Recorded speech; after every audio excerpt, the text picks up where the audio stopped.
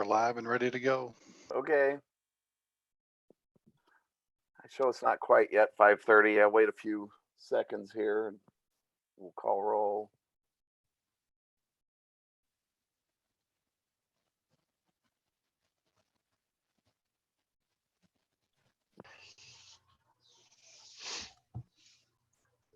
All right, I show it's 5:30.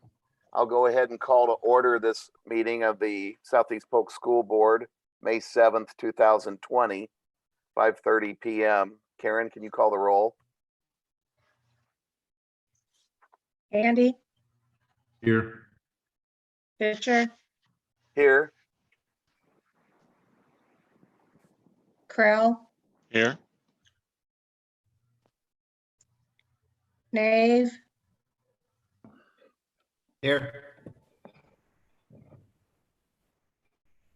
Powell, Here.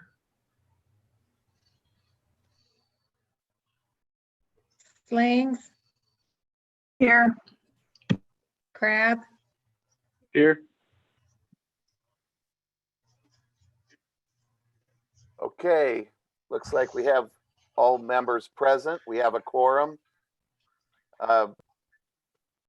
Next item is 1B, agenda adoption. First, let me ask Dirk, have there been any changes? There are no changes. All right, can I have a motion and a second? Move to approve the agenda. Motion to approve. Guess we'll call that Adam's I'll second motion. either one of them. I'll give it to Adam and Lori can second. All right, Karen? Fisher, Yes. Krell, Yes. Nave, Yes. Powell, Yes. Slings,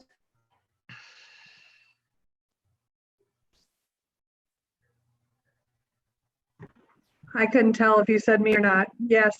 thank you. Crab, Yes. Andy, Yes. Okay, our agenda is adopted. Next item is 1C, district vision and mission. Brett? Southeast Polk will learn, lead, live. And my computer just shut down. Success for college life, for career, college.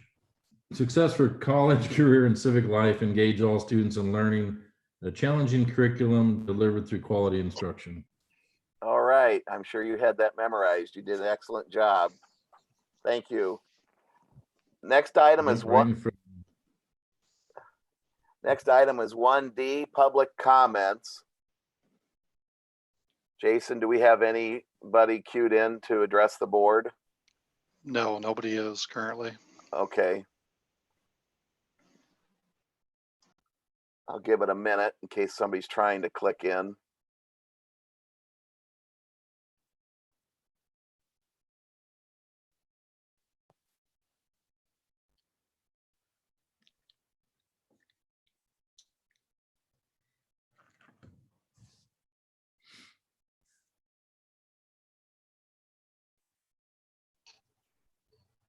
Okay.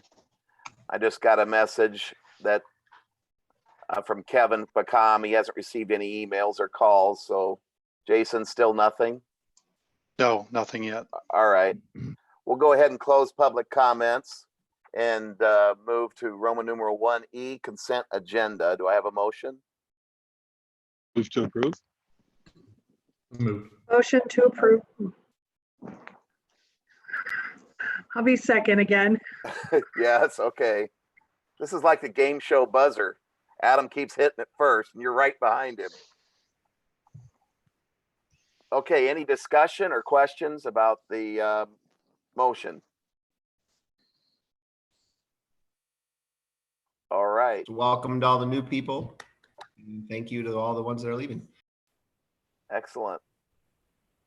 All right, Karen, Crowell, Yes. Nave, Yes. Powell, Yes. Slings, Yes. Crab, Yes. Andy, Yes. Fisher, yes. All right, I think I was the last one. Roman numeral 2 is old and new business. First read of policy 50304R1, student conduct code regulation. Can I have a motion? Move to approve. Lori? Lori seconds, I can tell. Second, I wasn't even going to try. Oh, all right. Any questions or discussion on this item?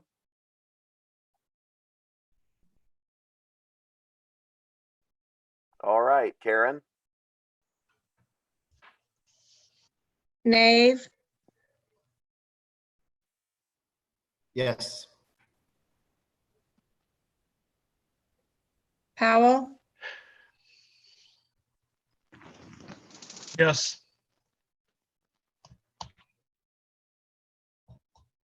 Slings, Yes. Crab, Yes. Handy,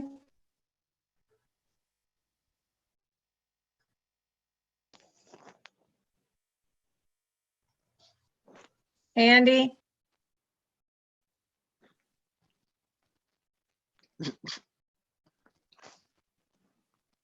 You gotta get off mute. Yes. thank you. Fisher, yes. Crowell, Yes.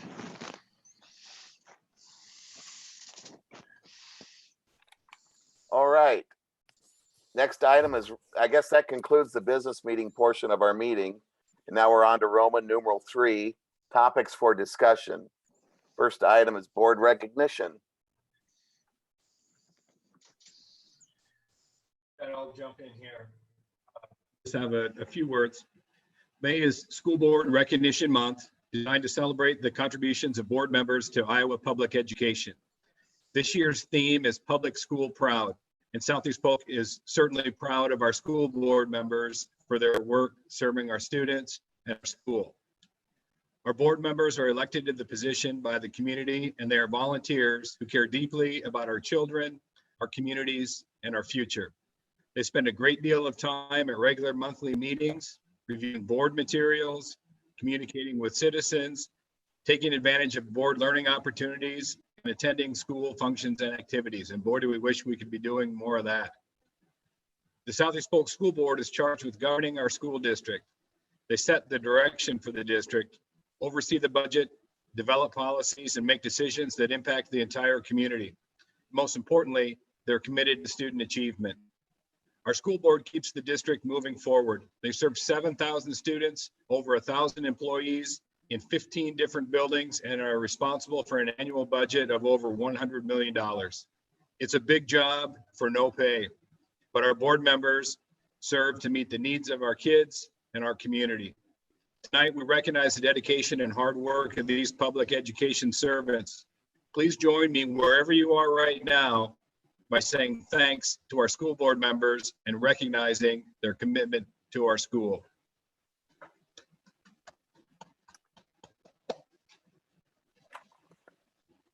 Thank you all.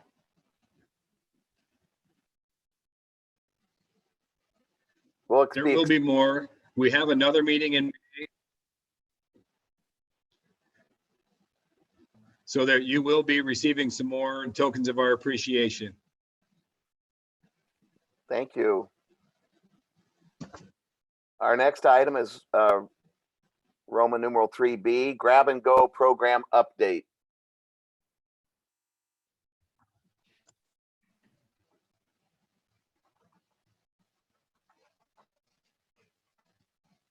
Got Amy Ahern, who is just clicking in here. Okay, that's fine.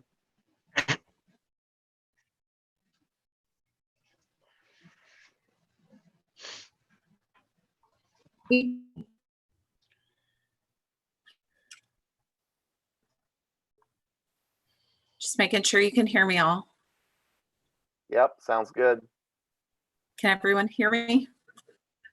Okay, perfect. Thank you. Yeah. Thanks for inviting me Yes. to just share briefly about our grab and go meals. We have been doing these since the week right after spring break. And Jason, if you can go to the next slide for me. I don't know if I can do that. Okay. We just recently added 3 new sites. As you can see, I listed it on here. The sites that we started with were Altoona Elementary, which we then transported to Mitchellville. We had Delaware Elementary, and we would transport to Kings Court from there. And then we also had 4 Mile and Willowbrook. And then on April 30th, we added the Altoona campus and Oakland Point apartment, as well as the Berean Church. And so we've served there 3 times now. And we haven't hit 100 at any of the sites, but we do see that the numbers are increasing at those sites. And we've seen some walk-ups, which is kind of what we were expecting for some of those. On the slides, you'll see I've put pictures, lots of pictures is mainly what's on our slides of some of the volunteers as well as the staff that's been working. Jason, can you go to the next one? Here is just some statistics of what we have done. These are based on April 30th. And so actually as of today, we've served over 154,000 meals and over 24,000 students. So just kind of an idea of where we are. We now serve, on Mondays, we serve 3 breakfast and 3 lunch. And on Thursdays, we do 4 breakfast and 4 lunch. So about midway through, I found out that we could serve weekend meals. So we started serving meals or sending home meals for the weekend as well for our students. In these pictures, the top picture is actually at Mitchellville. At the bank, we have some, usually Blake is there, and then there's a bunch of teachers, teachers' aides, and we've had some good support from the police departments from the various communities as well. And then on the lower picture, that is actually at Willowbrook, where they are serving the meals as well. You can go to the next slide.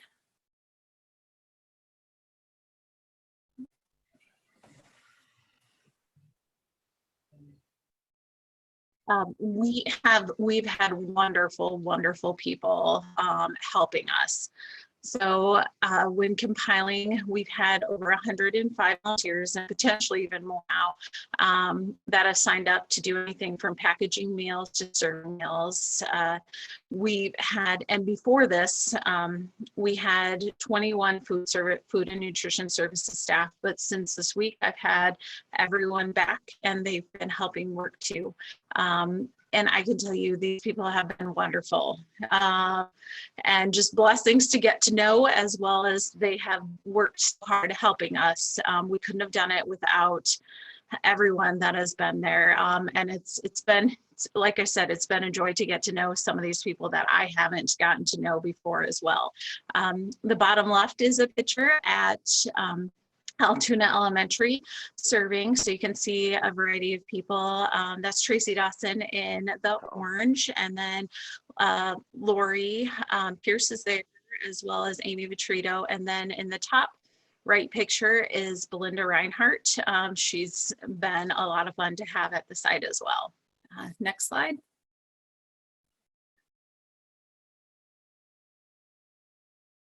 Let's see.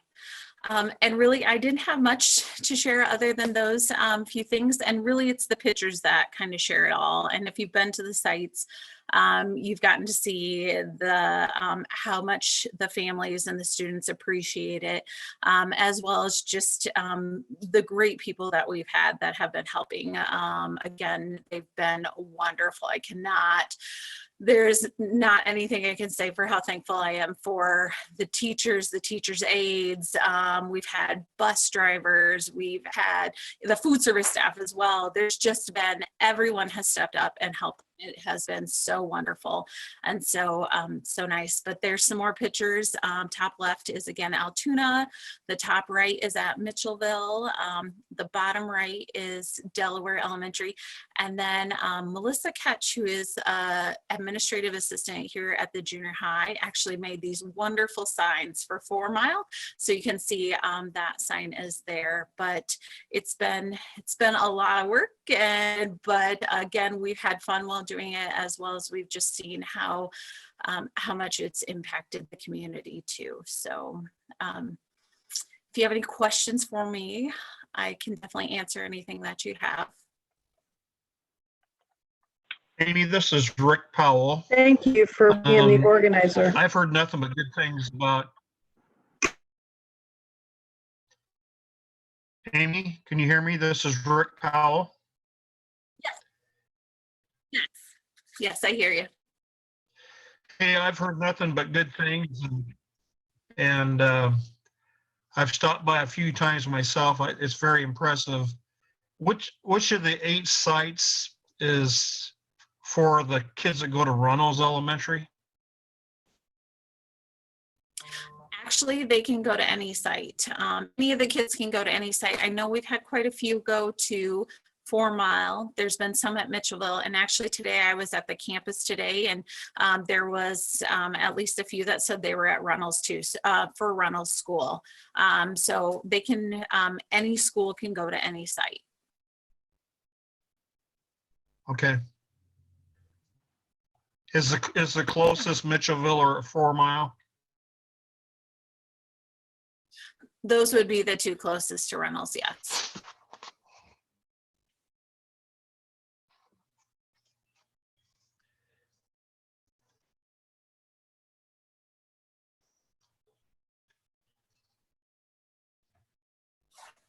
Amy, this is Gary Fisher. I don't know if any other board members have any comments. Actually, Adam suggested at one of the meetings, hey, have any of you guys been out to one of the grab and go sites? And I think it was the next time after that meeting, I went to Willowbrook, and I'm hooked. I've been there almost every mealtime since. But yes, it's I've observed the same things you talked about: teachers, aides, volunteers. There's lots of smiles. There's lots of gratitude. It's really a neat and fun and necessary thing to do. So I appreciate all your efforts. I'm amazed by the cook staff, the food staff. Those are some tough people. I mean, I'm slugging around these cartons of milk, and they're grabbing it like, it's nothing. And it's like, I think the first day for sure I was in the way. I think I've been more help since, but they don't mess around. They get right on it. Yeah. Well, thank you for coming out. We appreciate your help as well.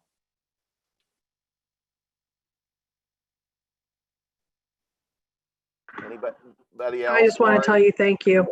Every time I talk, I get interrupted. But yes, thank you very much for all of your work. It's, I think, phenomenal, district-wide. And everyone knows that those kids are eating. Anyone that needs to be eating is eating, and anyone else student-wise that wants to be eating is also eating. So I think it's wonderful. Thank you. Thank you, Do Amy. Sorry, this is Chad Crabb. Do you foresee any changes in the program in the coming weeks, or are we going to kind of maintain the same levels and locations that we have today? Sure. As of right now, I don't, unless we see that a need comes, then we potentially can look at a site and then go through and see if we would be able to get it approved from the Department of Education. This past Monday did get notification that the eligibility waiver, which allows us to serve from the USDA, was extended, so through June 30th. So right now, what we have going, I will continue, but I don't see, unless we find that there's a need, and then we'll assess that and see what we can do to potentially get meals there as well. That's great. So we'll be able to continue the program through June 30th for sure. Yes, yep. Just got that information Monday, later Monday, yep. Awesome. Well, thanks for all you're doing. I know it's a lot of hard work. Yeah, thank you.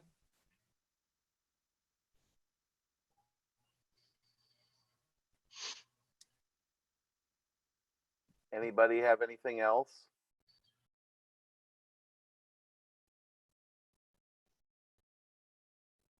All right, thank you, Amy. Keep up the good work. Thank you. Our next item for discussion is Roman numeral 3C, Building and Grounds Update.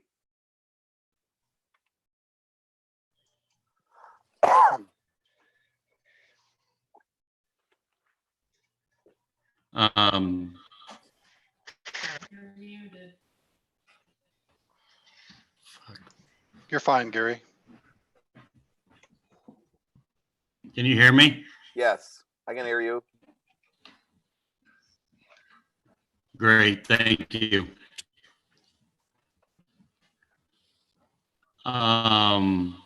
Everything has been going well under the conditions. It's totally different than all of our staff is used to, including myself. But everybody's doing very well at what they're doing. We're practicing what we do year round. Excuse me, I'm getting some feedback. Increased all of our treatments that we regularly do throughout the school year is, excuse me, just a second, please. Can you turn yours down? Okay, can you hear me better? Hello? Yes. I can hear you, Gary. Yes, Yes, yes, we Gary. can hear Okay, you. thank We you. can hear Loud you. and clear. Sorry about that. Great. We've had several meetings with staff, or I've held them at our warehouse. We've practiced safe distancing. And we started out with a meeting before we brought everybody back, got everyone together, and we reviewed all of our cleaning procedures, different chemicals that we're using, because we can't always get everything we normally use. But we've been able to stay on top of that. Was able to get face masks. So I was able to have, we have 10,000 face masks at this time to get us going for quite a while. Everybody's been very receptive, glad to be back. We had the initial meeting before they entered the building of proper cleaning procedures, disinfecting procedures, and safe distancing, reviewed all of those types of things. And it worked well. Then again, yesterday I had another meeting with everyone again, and we reviewed all those procedures again. And added a few things. The building now has O machines, which is an air purifying machine that we're using throughout the district, and it's been used at the district office from the start of this process. On top of everything else that we're doing, not just disinfecting and sanitizing, but properly cleaning before that is accomplished, which we're doing that two in one. Proper dwell time is we've reviewed as well. Maintenance is back, practicing safe procedures. Our 12-month and part-time employees are back, practice their procedures. And our grounds department has been back and working some, but they're back full-time now and keeping up with the mowing, and they're doing an awesome job and practicing their safe distancing and safety procedures as well.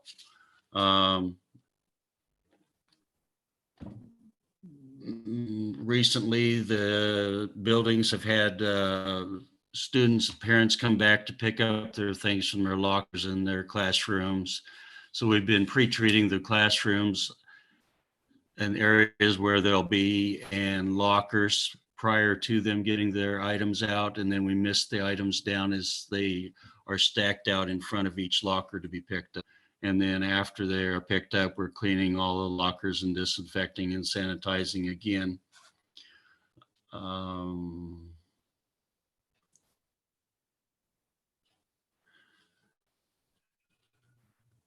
Have all of our employees now when they go to work signing, there's a 3-question part.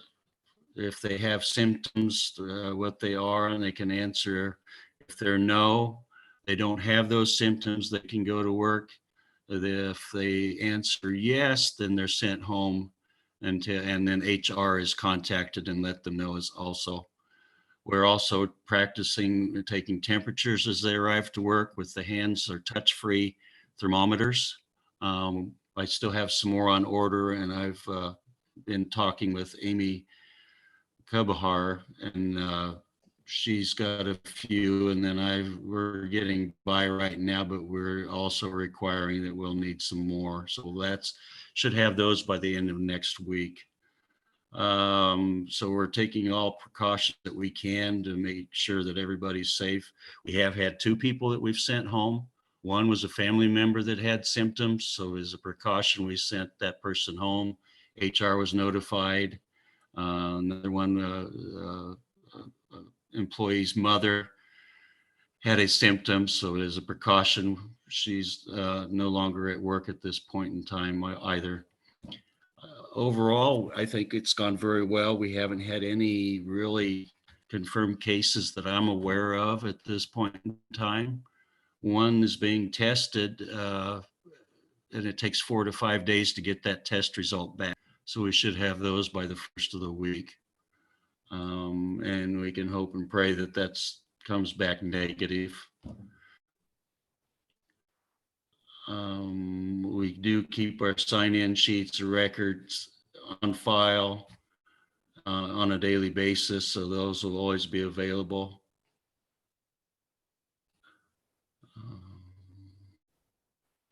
The ozone machine or air purifiers that are energized just like lightning would in the natural setting in sunlight, only it does it, and that's pushed through out in the building and left running when nobody's in the building. And then that air that's charged, those molecules that are charged, attached to bacteria and viruses and kill them. And that goes through our ventilation systems throughout the buildings as well. So those are now went out yesterday, and they're using on a regular schedule daily. We've helped with the kitchen. They've been great. Amy does deserve a lot because she's tackled a lot. We've helped, and we get calls now and then where we have to take more kitchen equipment over for them because they need more space to produce more meals. And we're glad to help her in any way. And we've helped with some of the safety materials and things that they need as well.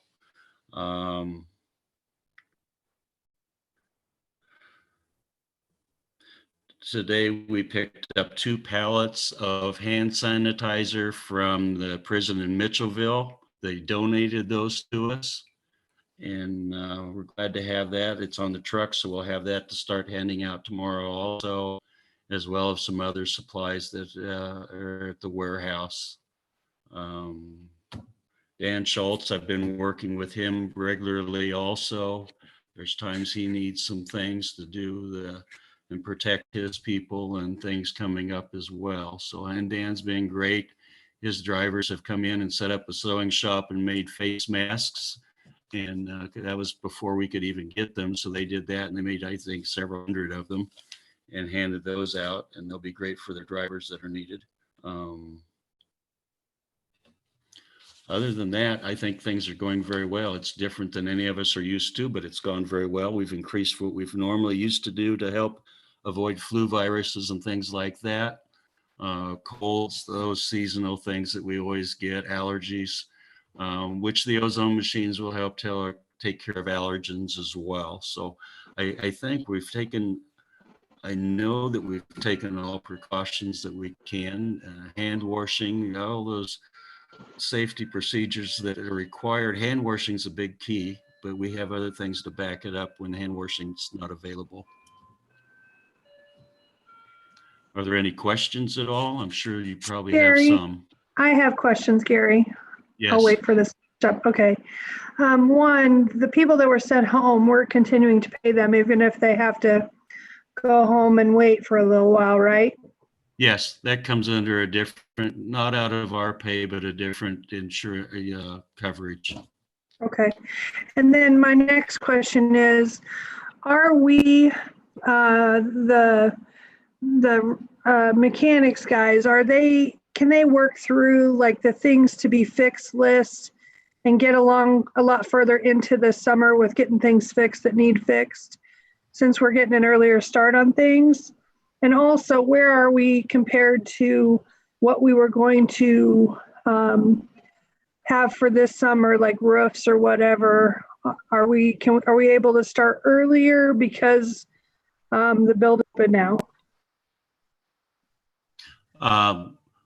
Start with the roofs. At a pre-construction meeting today with the contractors and Shive Hattery, and they can start the 27th. So it's a little bit early, not the first week in June. They're a little bit early, but we did walkthroughs of the roof again just to make sure and checked on those things. They're going to be planning on bringing the materials in because they had to be ordered as well. They should be here the 27th or before a little bit to set up and stage, so they'll be ready to go. And I don't foresee any problems whatsoever. I'm still waiting on blacktopping right now. Some things we needed to review on that yet before we can really get started on that. But that won't be a problem either.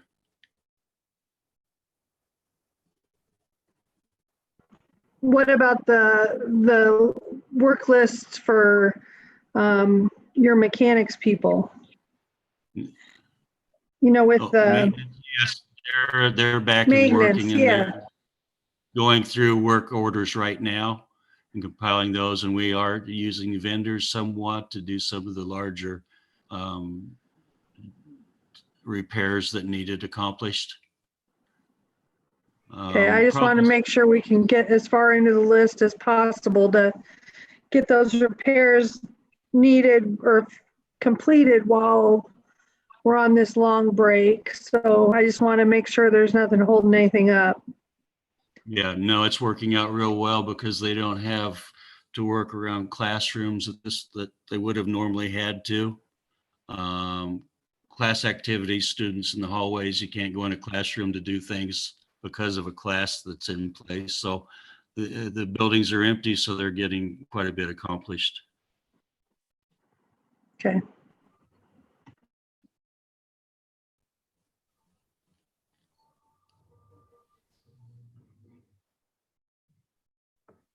Anybody else have any questions for Gary? Are there any other questions?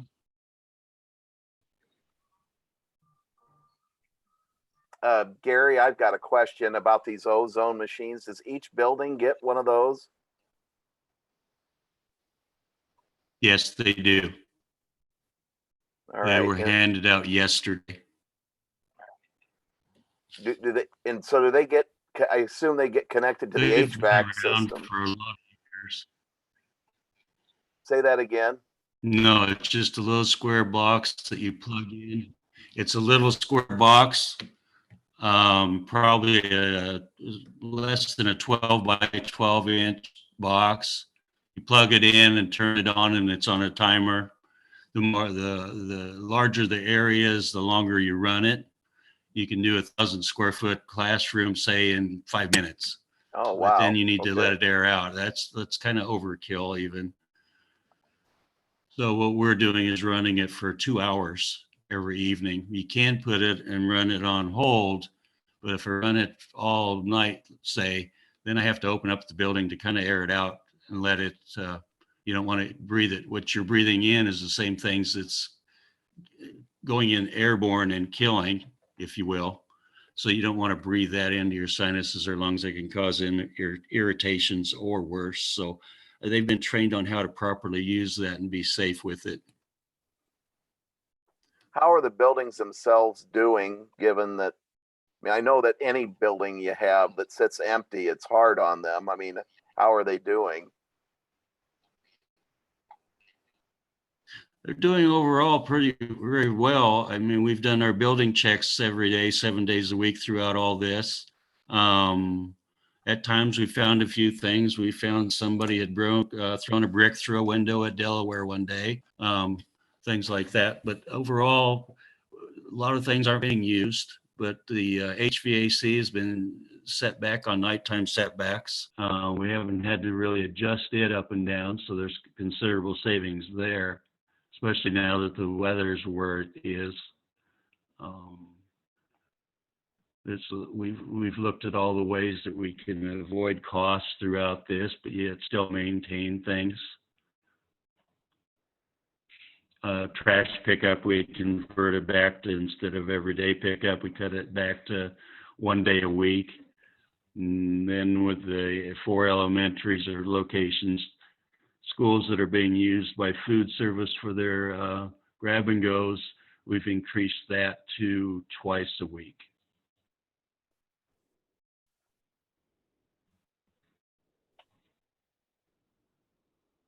All right. Anybody else have anything? Thank you, Gary. Thank you all very much. Our next topic for Thank you, discussion. Gary. Thank you, Gary. Our next topic of discussion is Roman numeral 3. D, social emotional learning and mental health during school closure.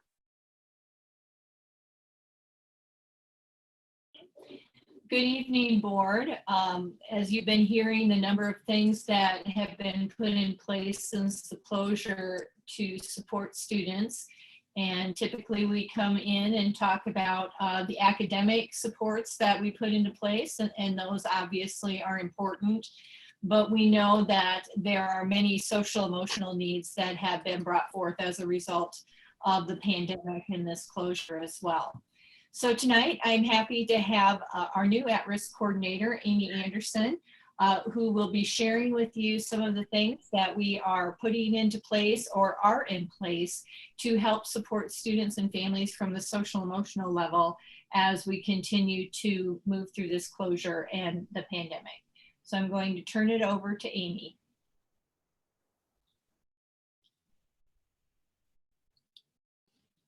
All right, thank you, Joellen. Got my screen share. Okay, perfect. Thanks everybody for the chance to talk to you tonight about some of the ways that we're supporting student well-being. I want to just say first, a huge thank you to the board and the cabinet for all of your leadership. This has been a really challenging time for everyone, and so I really appreciate everything that you've done to lead us. In a crisis situation, counselors are trained to think first about meeting basic needs. So working with the counseling team, one of the first things that we did was to create a resource list for families for things ranging from food resources to legal aid, utility assistance. There are a lot of new assistance programs out there, so we continue to update that, and we've shared that on the website. And we've also, sorry, something coming up in the chat. We've also pushed that out to teachers so that they can use that as a reference if a family expresses a need that they might be having. Counselors are in communication with families to check in on what they need. Of course, teachers made phone calls early on to check in with families, and then counselors continue to follow up with those families they think might have needs in certain areas to connect them to resources. And then we're trying to stay in close contact with some of our great community partners. So, you know, Caring Hands is doing a lot to support families who have food insecurity needs. I was at a Hunger Summit task force meeting about a week ago, and they were working on a plan with some of the local churches to help find ways to get food to people if they can't get to the pantry due to transportation issues. So we're just trying to stay up to date on those things and get information out to families about some of the pantry and the pop-up pantries that are coming up. And then Swerve Outreach has reached out and wanted to help with family needs for health supplies. So things like laundry detergent and toilet paper and personal care items that can be hard to get right now and can be kind of expensive.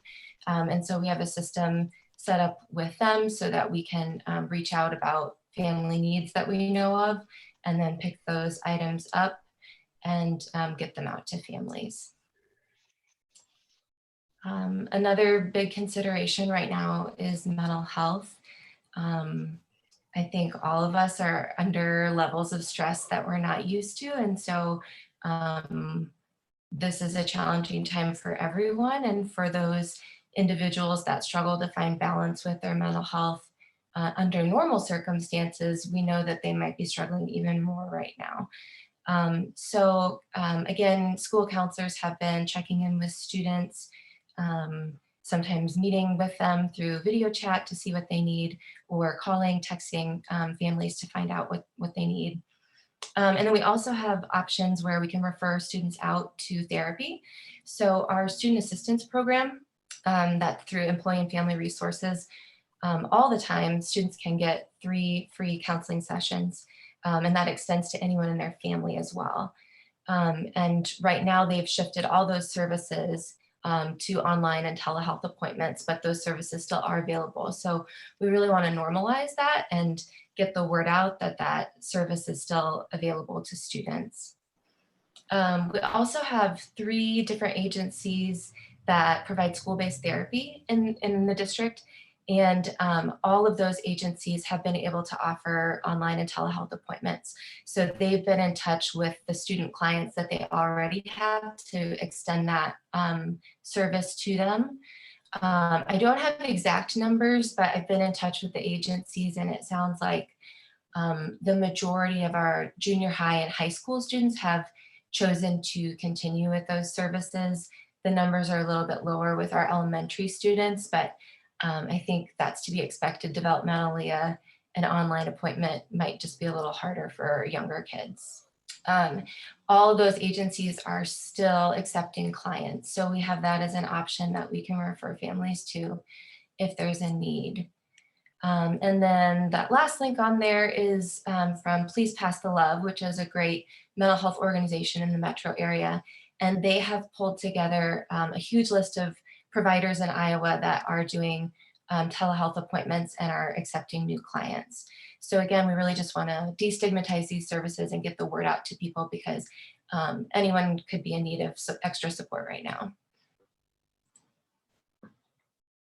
And then social emotional learning encompasses a lot of different things, but these are all of the ways that we help prepare students personally to handle challenges in their lives, and also interpersonally, problem solving and college and career readiness, things like that. So usually we handle social emotional learning through counseling lessons, advisory lessons, PBIS, Olveus classroom meetings, mentors in violence prevention at the high school.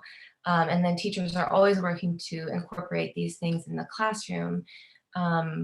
So even though a lot of these things are on hold right now, we're still looking for ways to support students in this area, knowing that our main focus is on, our priority standards for academic units. We still want to support students in this way.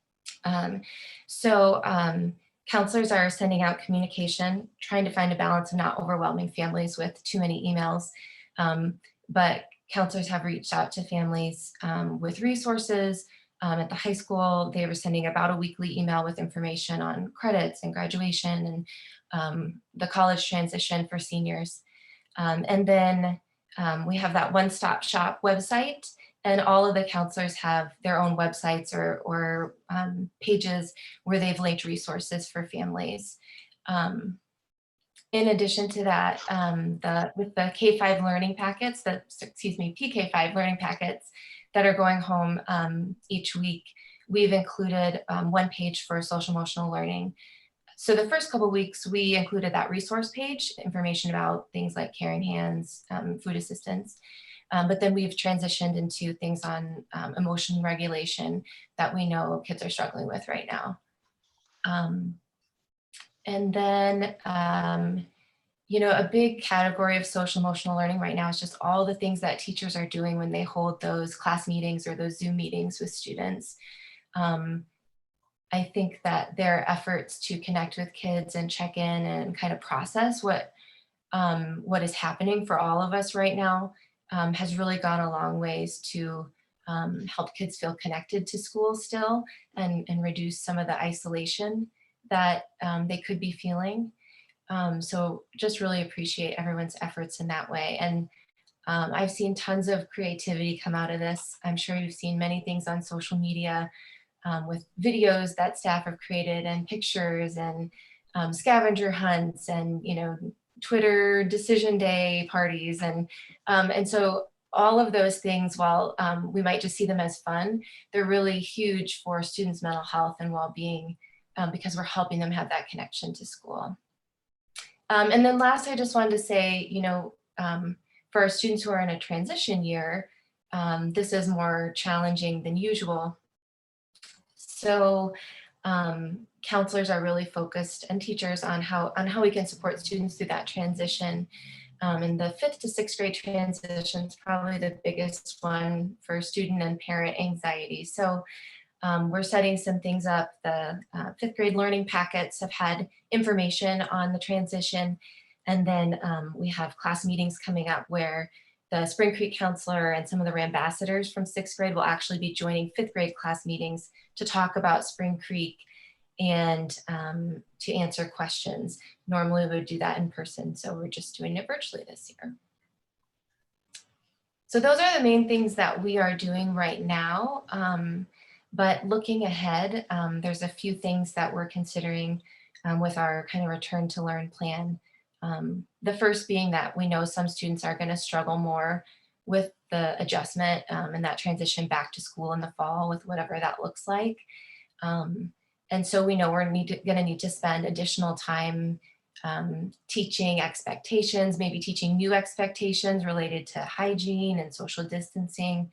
And we're really going to need to reestablish relationships and routines that give students a sense of safety and security. And especially for our students who have trauma in their background, that's going to be really important.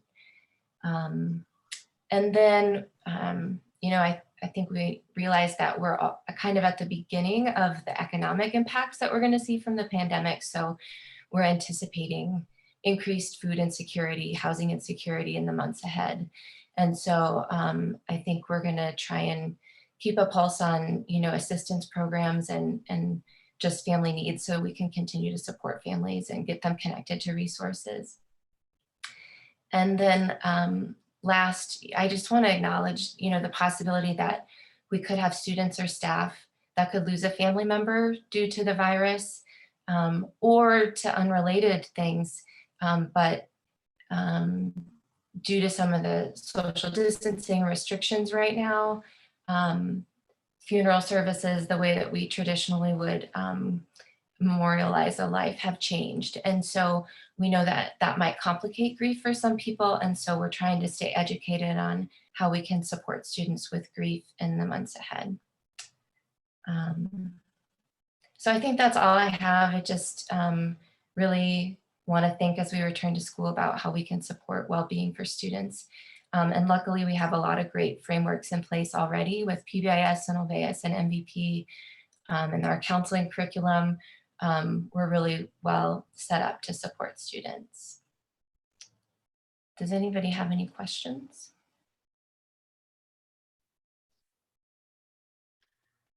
Amy, you made some great Thank you, points about.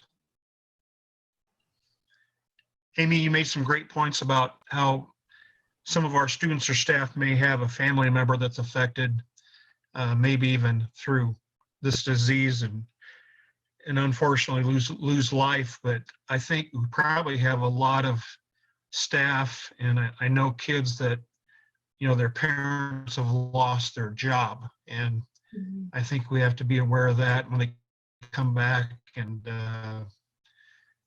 support them any way we can. You know, they may be hard to provide a meal on the table or a roof on their head when they come back to school. Yeah, that's a great point. Thank you. I think we definitely need to be prepared for some of the increased challenges we might see. Yep. You're doing a great job.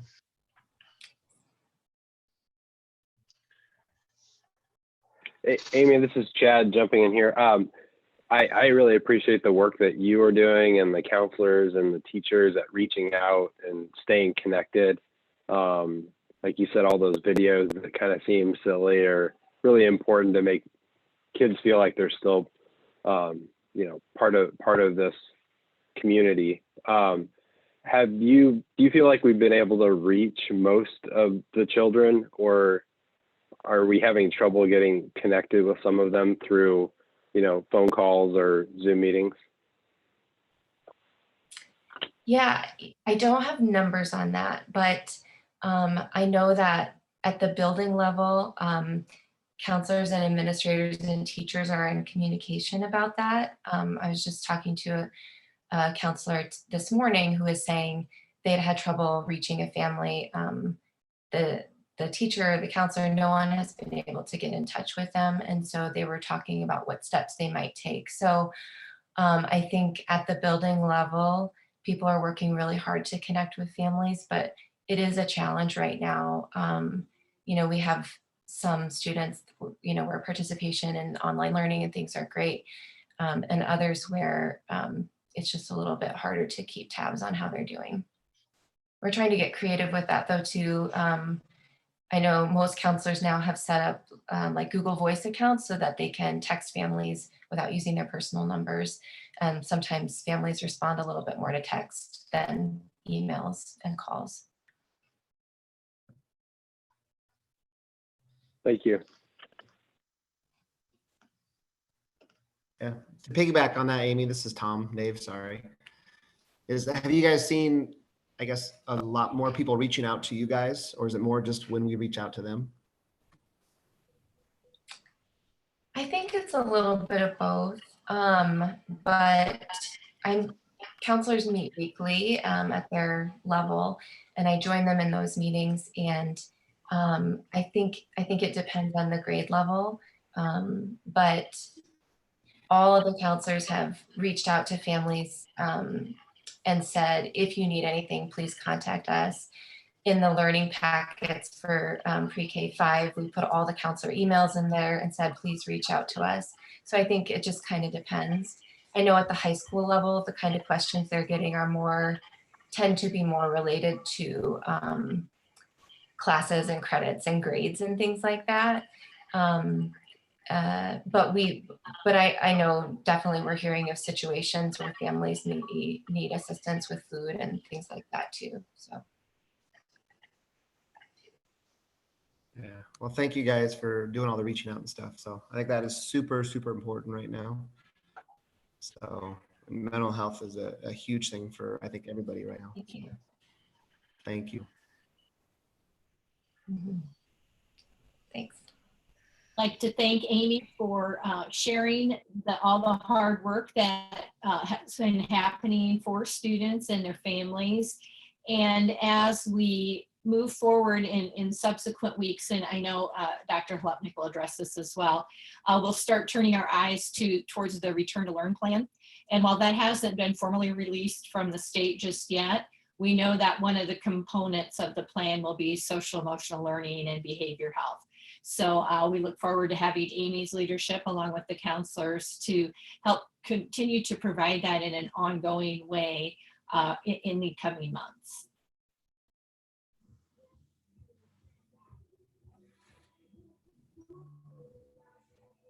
Thank you, Amy. Thank you. Our next item for discussion is Roman numeral 3E, Phase 5 Capital Projects Financing Plan Discussion. Good evening, board. Thank you for giving me the opportunity to bring this up again. We talked about capital projects back in November and you passed the Phase 5 plan. And then we also then in March talked about the financing of those plans with general obligation debt. If you recall what you're seeing on the screen here, we had three options. Two of them were 66 million. The other one was 81 million in financing the general obligation debt. We thought it would be prudent for us to bring this back to your attention as we move towards a possible September vote, or because of COVID, possibly moving back to March for the vote. I wanted to bring this up for discussion today with the board to determine a couple of things: the date of the vote, whether to pursue those dates. And also, last time we talked, I think the board wanted to push on the higher dollar amount at $81 million for general obligation debt rather than 66 million. Given the times and given what's happening now with the pandemic, I don't know if any thoughts have changed because of that, or if you'd like for us to go forward in pursuing the structure of the $81 million and for September vote. So it's open for, I'd like to hear what your thoughts are now. I'm of two minds, and I'll go first just in case I can be the one to draw the ire, and I'm okay with that. Two minds: either A, this shift to online education actually triggers a shift in the future where we're seeing more and more of this and less of the traditional model, the in-house. In that case, these projects no longer make sense. I'll be honest, from everything I'm reading, everything I'm seeing, I don't see that as being possible in most of the state of Iowa. Even in parts of our district, that's not really possible. The other mindset is that given, I don't know, 6 months to 18 months, once there's vaccines or whatever, treatments, whatever, we'll go back to business as usual. And in that case, I think it makes sense for us to move forward with this process as previously discussed, because it keeps us in the position of constantly building and moving forwards with what appears to still be a growing district. It appears that housing is still selling quite a bit, even our area, even if things have cooled because of the pandemic. So those are the two mindsets that I'm of. Would love to get your guys' input as well. And just before additional discussions made, just to remind you that if we do nothing with issuance of debt, our tax rate will drop $2.17 automatically beginning 2022. Because we need to spend money. I'm still try for September and hope that we can get and go for the full amount. And then we can always try again, but I think we need to proceed forward just because I know how long this takes. This is not immediate, and the time frame to make any of this construction happen is still quite a ways down the road. So I think we should still go for the vote in September. And we need to spend money. Keep that in mind. We need to build buildings.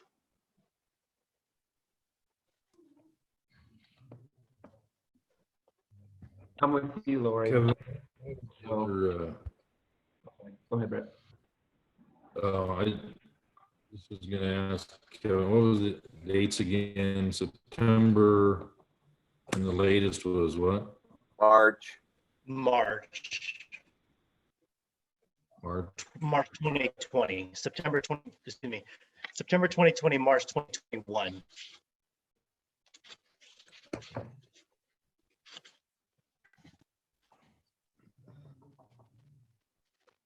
Yeah, I just think that even with now with all the uncertainty, if we have the ability to adapt and change things on the fly, I mean, we've at least got that cemented in there, and our tax rate's going to remain constant. It just, I think we're in a great position to build and then have the opportunity to do that stuff with the funds. We can, like I said, adapt as go if we have the money sitting there. Because we don't have to use it all, correct, Kevin?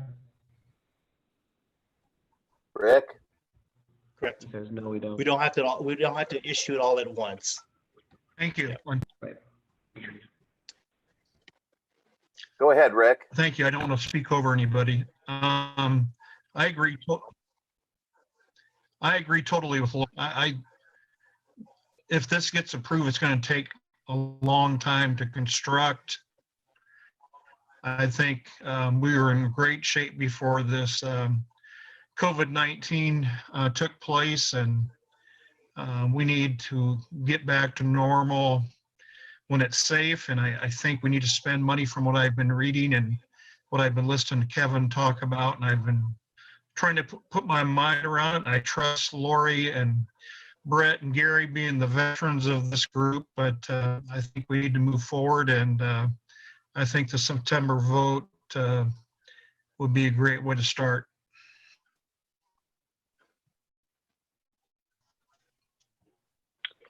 I'll chime in too. I think that it doesn't seem to me like our needs have changed or long-term plans. And because of the tax rate situation, it seems to me like it makes sense to move forward and give us an opportunity in September. And then we'd have another opportunity in March if that doesn't go through. Is that correct? Correct. And I think if I could add to, go ahead, Mr. Handy. Sorry. Oh, go ahead, because you may say something that might answer it.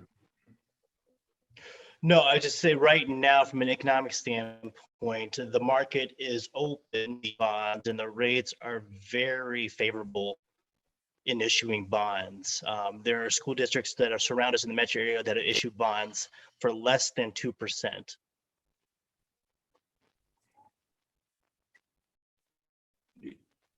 And Kevin, all I would ask was, what was you said $2.17 is what we would save doing nothing, but we still lower the tax rate $8 million. What's the per? Or the number? Yeah. If you recall, when Ms. Gerlach was with us explaining this, it all depends on how we structure the general debt payment in return. We front load these things so we can pay a higher principal amount, thus having a rate equal to 217, and kind of how long to pay out how much of those rates. So I guess the point from the tax rate is right now where we would be paying $2.17 moving into 2021. If we did nothing with things, it would be reduced by at least that much, if everything else. Does that answer your question, Mr. Handy? Yeah, and just this is more for the record for I guess.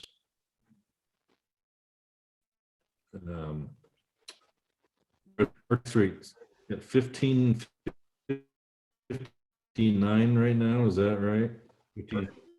15.54, and so we still reach that, which obviously is a good. It's not $2.17. So I would agree with Lori that money is good, but obviously with caution as usual, just on. But I think that caution by saying interest rates are low, we will save taxpayers money in that. I have to jump That's in really all just I for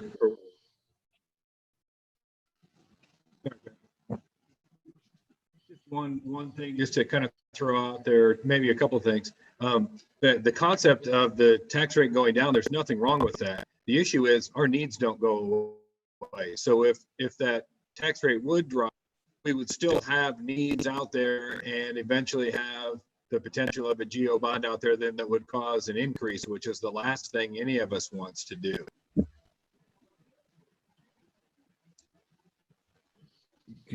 Can you explain that again, Dr. Lipnick? Kevin might be able to do it better.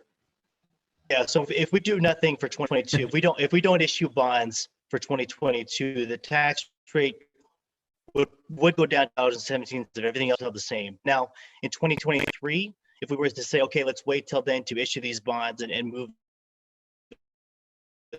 that time, the tax rate could go up around 2022.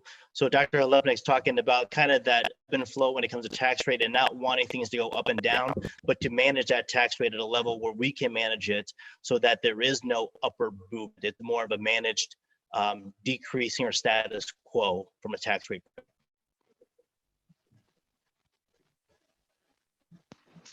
That'd be for the 81 When million.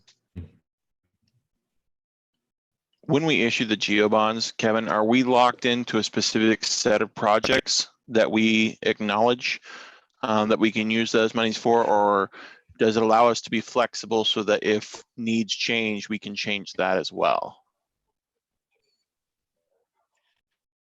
The ballot language will have to be specific enough to be able to say what we've been using the money for. So as the projects we have listed, those have to be that specific. It's Okay. not a bonding for something we don't know as to what's out there in the future. Okay.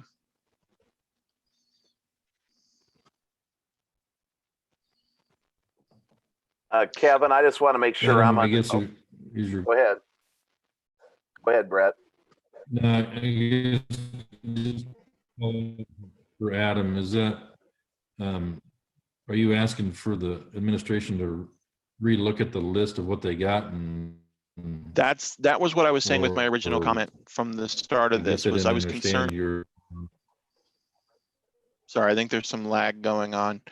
That was my concern with my original comment when we started discussing this, was a concern that we may issue this based on what our project was back in November, and that might not be the reality anymore. So I'm concerned that we may be embarking on a journey with a destination that may not exist or may not be appropriate, given another 16 months or 2 years or so on and so forth. So my concern was, do we need to reevaluate the list properly to see what the new normal, what the new reality is?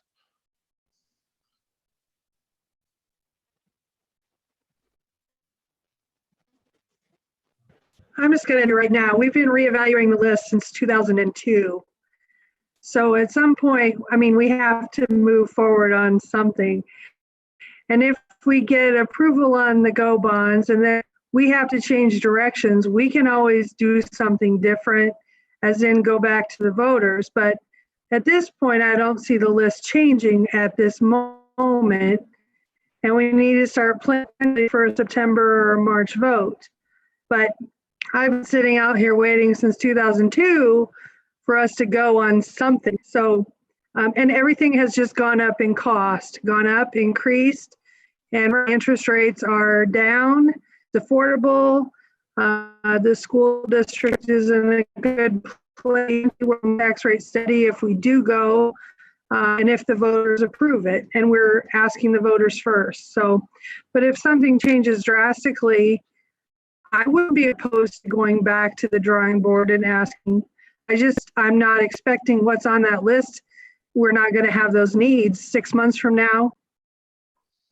And just as a reminder that the list kind of has changed a little bit from when we talked. You know, district building obviously was not in our, it was on the plan, but it really wasn't a necessity. Now it has been a necessity to get those staff members in a building that's adequate. They've obviously had to go down and downsize.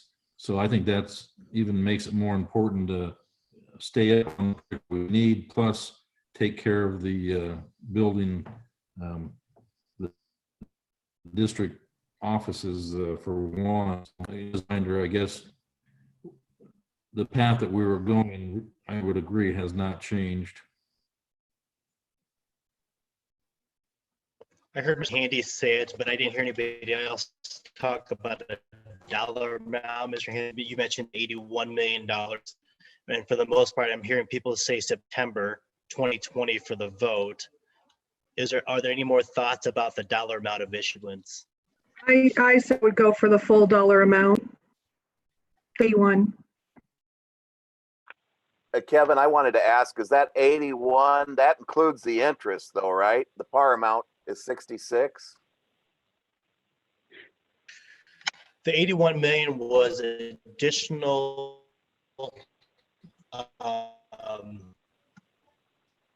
the funding of additional projected land purchase for a building or facility. So the $66 million, that's all principal. The 66 million and $1 million is principal. It's the amount of proceeds we expect to get back to be able to build. Right, 66. So that's item, is that item 1 on this list that we started with? Or option 1, I'm sorry. Yeah, let's see, yes, option 1 and yep, option 1 and option 3 are both 66 million to 80 million. Okay. Is my screen sharing? I'm sorry. It probably is, but I probably have it covered up with your face. I do. There it is. Yes, I wanted to make sure Sorry I was about that. understanding. No, that's fine. And I do think that's kind of what we were talking about.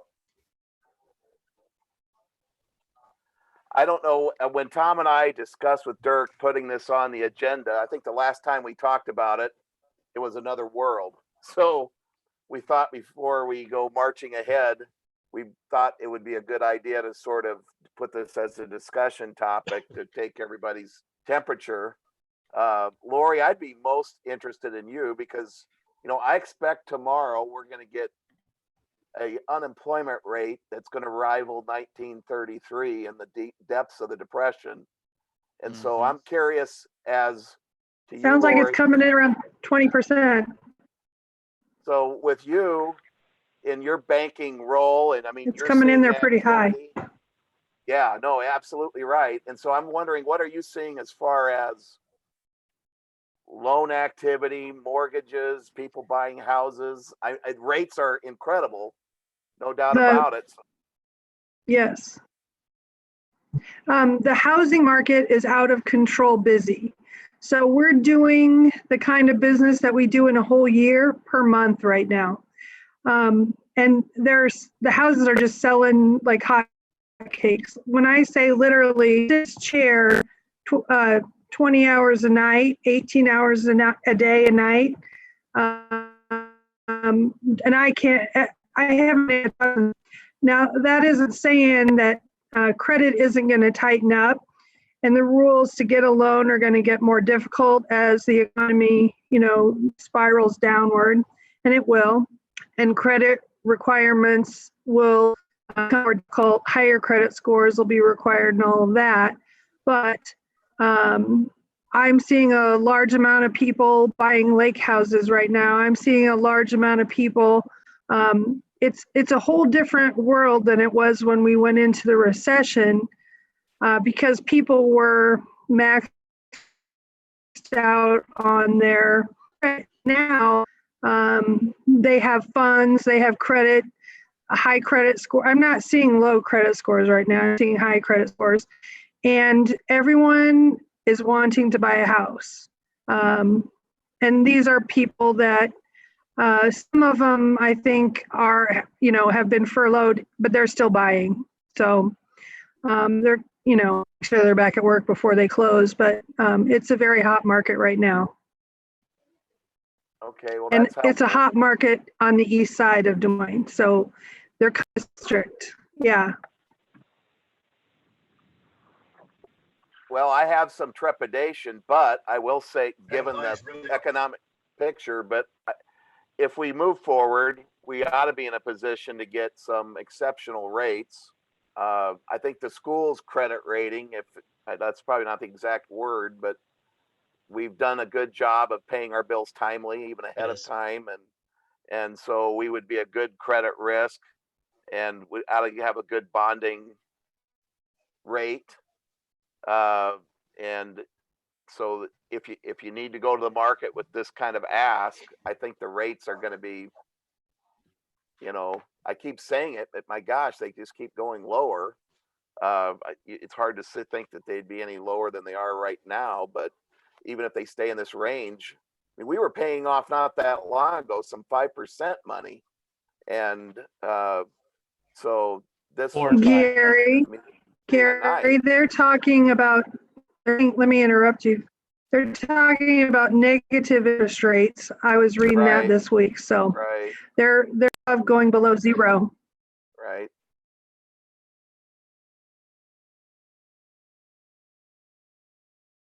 Well, what we wanted to do was take the temperature of the board, and we're not having a vote, we're just discussing, but I thought, given all the changes, we are in this new world, and we'll be in this new world in September, you know, what's the thought? And it sounds like, you know, it's move ahead and get and move forward.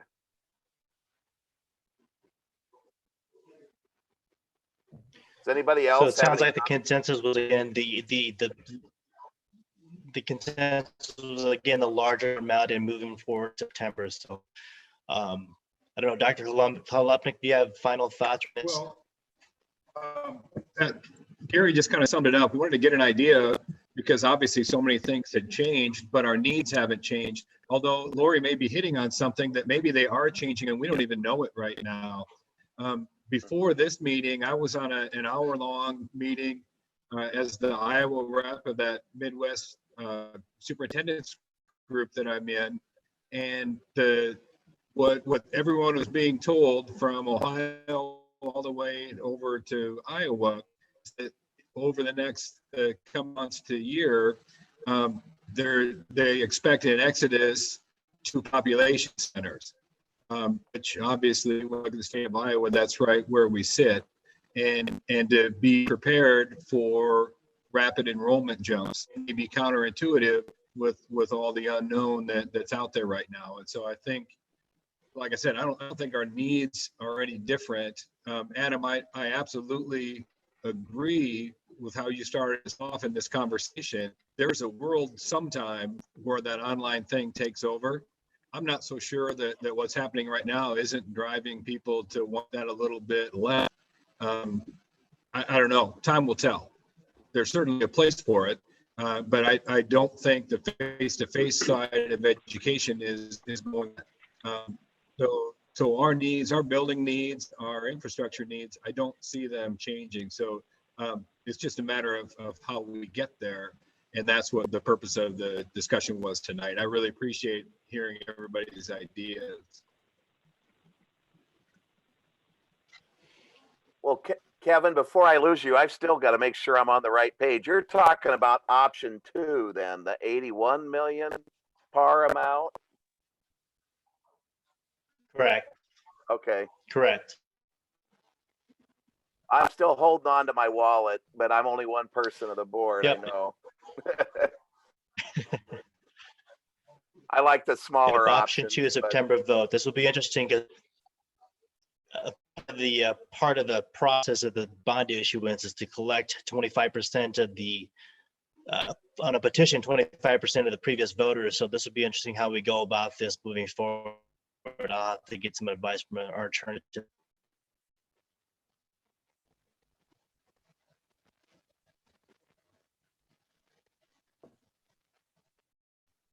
Thanks, Kevin. That's all I had. Thank you. Yep, thank you. All Kevin. right. I think that takes care of all of our topics for discussion. Anything else before we move to adjourn? At least this meeting? All right, I'd entertain a motion.